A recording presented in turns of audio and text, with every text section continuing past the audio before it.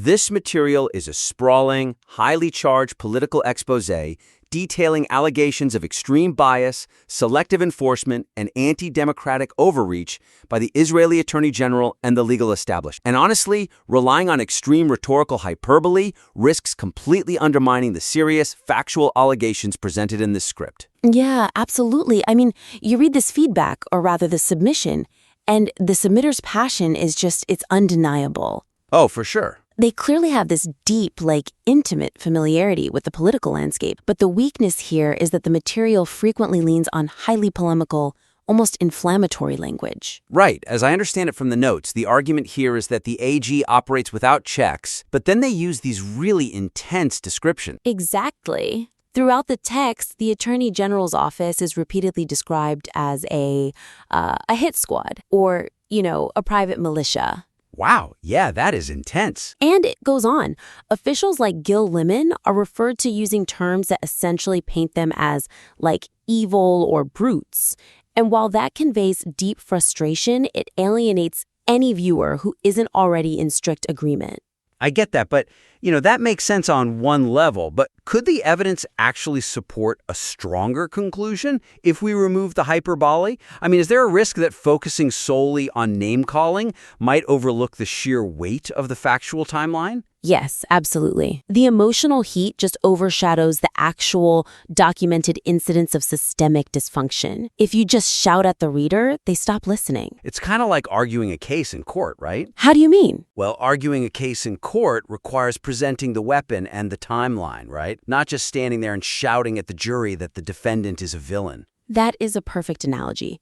You don't need to dress up a genuinely shocking event in loud adjectives. So the suggestion here is to dial back those inflammatory adjectives, let the documented facts generate the outrage organically. Exactly. By adopting a more clinical, investigative tone, the critique of the legal establishment will feel like this undeniable reality rather than just, a partisan attack. Let's look at some concrete examples of how to actually... Sure. So take the descriptions of Gil Lemon. Right. Instead of calling him an evil mastermind, you frame him neutrally. Describe him as an unelected technocrat who has managed to consolidate unprecedented administrative power without public accountability. That sounds way more chilling, honestly. It really does. And then, rather than describing Makash, the internal police investigations department, rather than calling them a private militia, methodically lay out how it's used as a bureaucratic tool. A tool to politically neutralize uncooperative office, right? Precisely. And you cite the specific detentions and investigation, like Kobe Yacobi and Udi Ronan. Right. You just methodically lay out the timeline of what happened to them. Yeah.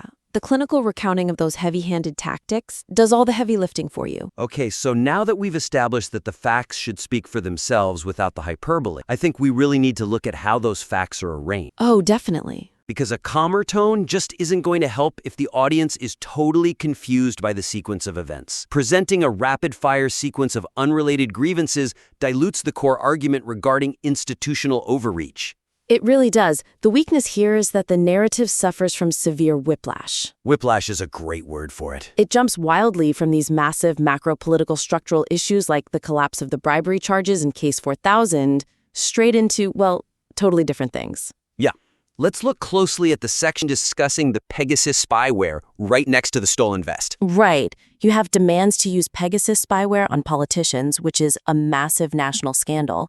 And then right next to it, a highly personal, localized anecdote about the Attorney General's son allegedly stealing a ceramic vest. Building on that point, what if we looked at it from the perspective of an outsider? Like if we just throw every grievance at the wall, do we lose the forest for the trees? We absolutely do. This scattershot chronological approach just completely blurs the thesis. It makes the piece feel like a chaotic list of complaints, It's like building an argument is like building a brick wall. And right now, the material is just dumping a pile of bricks on the listener's lawn. I love that, yeah. We need thematic pillars. They serve as the mortar. So the suggestion here is to reorganize the narrative into distinct thematic pillars. Grouping similar incidents together builds a compounding structural case against the establishment. It makes the argument feel systematic rather than just anecdotal. Okay, let's give the listeners some concrete examples of how to build those pillars. Sure. So first create a dedicated pillar for, let's call it selective enforcement. Okay, I like that. Here, you contrast the leniency shown to the Kaplan road-blocking protests where you had chaos and disruptions with the aggressive prosecution of right-wing demonstrators. Oh, that's a brilliant contrast to put side by side. Right?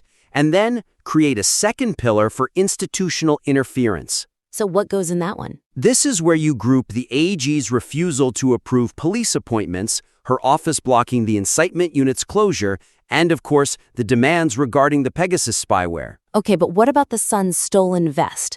Where does that fit into this new structure? Well, as for the stolen vest, you really have two options. You either move it to a specific subsection on double standards in internal investigations. Like comparing it to the Slade-Taman leaks. Exactly.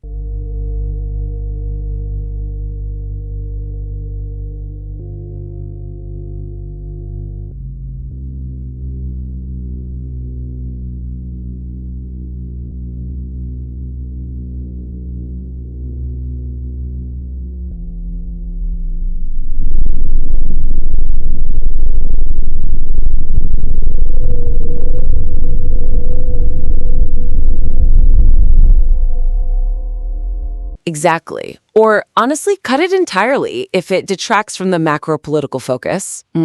Which I think it might. Yes, sometimes you just have to drop the smaller things to make the bigger points land. Exact. And once that narrative is organized into strong thematic pillars, the foundation really must be tested against outside pressure. Which leads perfectly into our final major point. A well-organized argument is only robust if it can withstand counterattacks. Failing to engage with the legal establishment's stated rationale leaves the argument vulnerable to easy dismissal by outside critics. This is a huge weakness in the current draft. The material operates in a vacuum, It entirely ignores the traditional defense of the Attorney General's office. Right, it treats the legal system as this unexplained force of nature, just doing things out of spite. Exactly. The establishment's defense is that it acts as a necessary gatekeeper, right? A vital check on majority power in a country without a formal constitution. That's fascinating. What are the potential limitations or counterarguments to that idea? I mean, if we assume the AG genuinely believes she is saving democracy, how does that change the way we deconstruct her act? Well, by not addressing why the AG claims to be acting this way, the piece comes off as completely one-sided. It fails to disarm skeptical viewers. Anticipating counterarguments is like playing chess. You have to acknowledge the opponent's pieces on the board before you can actually check. Yes, exactly. So the suggestion here is to employ a steel manning technique. Let's break that down for the listener. Sure. You briefly and fairly present the strongest version of the establishment's argument. You build their fortress, so to speak. And then you systematically dismantle it, using the specific evidence already present in source material. Got it. Let's look at some concrete examples of how to execute a steel man. Okay, so you briefly state the defense. You say something like, the Supreme Court and the AG argue their immense power is required to protect civil rights and maintain public order.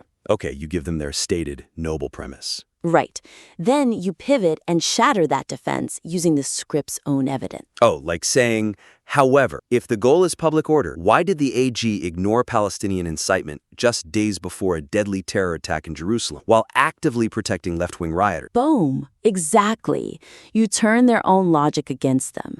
And you can do the same thing with the historical context. How so? Use the Supreme Court's historical rulings, like referencing Aaron Barak's judicial revolution, as the setup. Right, the idea that everything is justiciable to protect human rights. Exactly, that's the setup. And then the punchline is the current political weaponization of the Shin Bet against elected ministers. Wow, yeah. You force their noble philosophy to collide with the reality of their action. It's so much more effective than just calling them names. It really is. It builds trust with the reader because you aren't hiding from the establishment's best arguments. You're tackling them head on. That is incredibly powerful. All right, let's briefly recap the three main takeaways we've covered today. Sounds good. First, anchor the tone in objective facts rather than hyperbole. Dial back the inflammatory language and let the timeline do the work. Second, restructure the sprawling anecdotes into thematic pillars to avoid that whiplash. Right, no more dumping bricks on the lawn. Exact. And third, fortify the argument by steel manning the opposition's rationale. Acknowledge their gatekeeper defense before systematically dismantling. I just want to add a brief note here. The immense potential of this material is just so clear. The level of detail and the sheer scope of the incidents documented here are genuinely impressive. We really mean that. So to the submitter, please implement these structural and stylistic changes organize those pillars, cool down the tone, add those steelmans, and then submit the revised work back to the critique for another round of feedback. We would love to see how this evolves. Absolutely. Until then, keep refining, keep writing, and we'll catch you next time.